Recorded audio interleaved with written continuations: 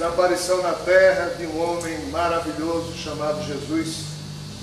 Um homem que estranhamente tinha poderes que ninguém mais tinha. Ele caminhava sobre as águas, transformava alimentos, multiplicava alimentos, curava leprosos, ressuscitava pessoas, flutuava, desaparecia quando queria. Jesus tinha esses poderes. Mas ele tinha esses poderes porque a sua alma é uma alma de escola, um espírito de escola que se fez homem, para enquanto o homem mostrar ao homem que é possível amar, mesmo na condição humana. E foi a preocupação maior de Jesus deixar como legado seu um conjunto de revelações que poderíamos resumir em 5, sendo estas as principais. Diante dos contextos complicadíssimos que na época existiam, notadamente aqueles ofertados pela cultura semítico-babilônica, como também pela cultura greco-romana, de deuses complicados, de deuses a quem se devia temer, de deuses a quem se devia ofertar sacrifícios, etc. e tal, Jesus disse não. Esse Deus é alguém extremamente simples, a quem ele chamou de Pai. Com essa simples e genial expressão, chamando esse Deus complicadíssimo de Pai, Jesus desarmou a nossa ignorância em relação ao Pai, dizendo que nós tínhamos e temos um Pai amantíssimo, que cuida e vela de cada um de nós, sem nada esperar, sem nada exigir. Essa foi a primeira grande revelação de Jesus. A segunda grande revelação de Jesus é que ele ofertou ao mundo o ensinamento da lei maior de uma legislação cósmica que vale, que legisla a vida em todos os quadrantes do universo, que é a lei do amai-vos uns aos outros. É uma lei de expressão política, não é um assunto religioso, já que qualquer cidadão cósmico minimamente evoluído, naturalmente ele ama. O drama dos que vivem na Terra é porque nós não sabemos amar. Em não sabendo amar, nos tornamos as companhias desagradáveis dessa parte da galáxia, e é por isso que estamos isolados desses seres. Nós morremos de medo de seres extraterrenos, mas na verdade eles são quem morrem de medo da gente. Por isso que eles não vêm. Ou aparecem assim, porque eles têm juízo. Óbvio, eles vêm fazer o quê aqui? Conversar com quem? A Terra não é um mundo organizado em torno de um poder central. Nós não formamos uma só família, tanto que matamos uns aos outros. São 196, 97 países se digladiando. Os ETs vão falar com quem? Não com a ONU. Que ONU, pessoal? Não, mas vai falar com o chefe de uma religião. Qual? São tantos chefes disputando fiéis. Eles vêm aqui falar com quem? Enquanto nós não nos entendermos como uma só família dentro do cosmos, eles falarão com um doido aqui e um doido acolá. Só com gente sem futuro, mas com gente importante eles não vão falar. Porque a gente importante está brigando, preocupada com as questões importantes da vida. Os doidos é que cuidam das questões mais sem futuro. E o engraçado é que esses doidos, por cuidarem das questões insignificantes da vida, às vezes ganham certos elogios. Eu mesmo recebo muitos elogios por cuidar de questões insignificantes.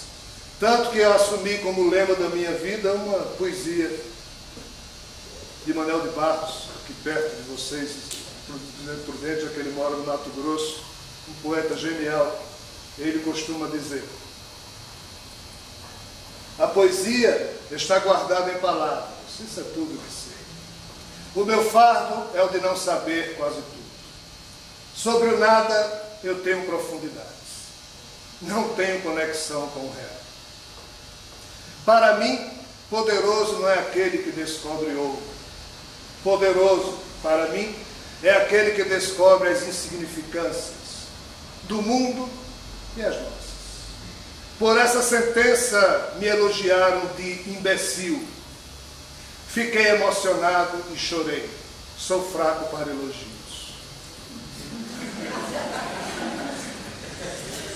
Então eu vivo recebendo elogios. Mas eu não sou tão fraco assim como o Anel de Barros, e nem ligo e nem choro, apenas dou risada. E homens e mulheres que se dedicam a descobrir essas coisas insignificantes da vida, normalmente pagam esse preço. E o maior de todos, que foi e é Jesus, pagou um preço alto, mesmo falando de coisas insignificantes como o amor.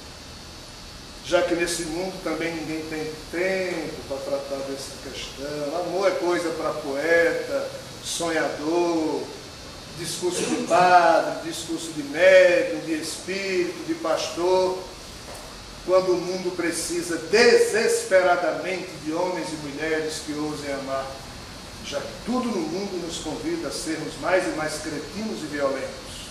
Claro, quem tenta amar paga o preço, já que a maioria da humanidade ainda é tendente à cretinice.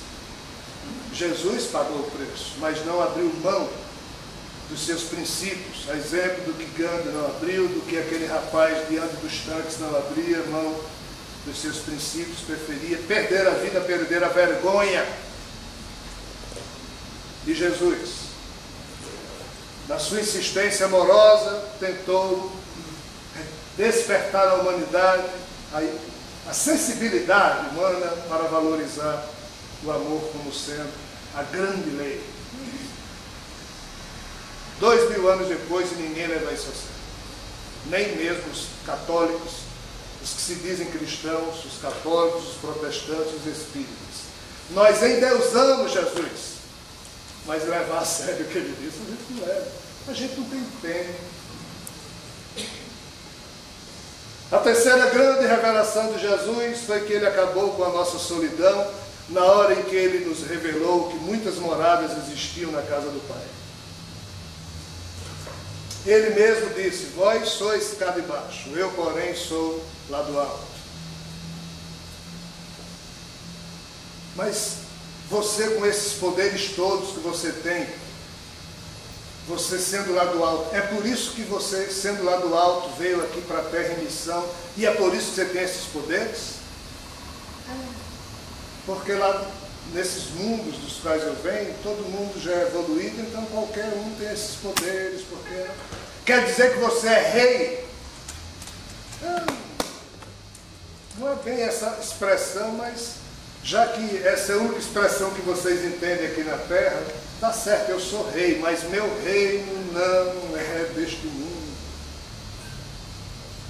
O que é que Jesus precisaria ter dito mais do que disse para tentar chamar a nossa atenção para o fato de que existe vida abundante para além das fronteiras da percepção da humanidade?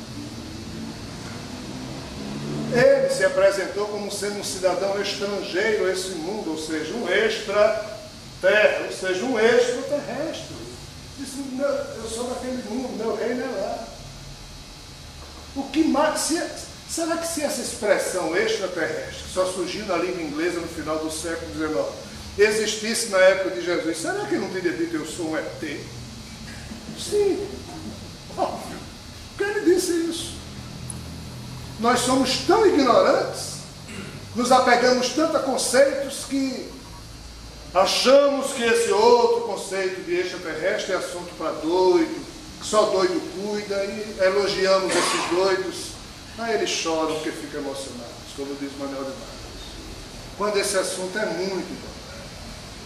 A quarta revelação de Jesus é de que ele se apresentou como sendo o caminho, a verdade e a vida, a porta através da qual quem vive na terra, se quiser um dia adentrar nessas regiões celestes, que ele chamou de céu, de paraíso, teria que passar, não por ele Jesus, mas imitar, repetir o código de conduta que ele deixou como sendo o modo que todo ser humano tem para passar por essa porta e evoluir. João, no seu capítulo 9, versículo 9 do seu Evangelho, explica isso. Então Jesus se colocou como sendo o representante dessa hierarquia, desses mundos, diante das suas ovelhas transviadas que estavam isoladas, pois que essas ovelhas já viviam antes desses mundos, adoeceram e ficaram agora isoladas na terra. Como ele também disse aos terráqueos que representavam os terráqueos diante dessas hierarquias celestes. Ou seja, ele era o elo entre os extraterrestres e nós, seres humanos. Ninguém entendeu nada, mas o óbvio é esse. A quinta revelação maior que ele nos deixou é uma grande promessa de que retornaria no futuro.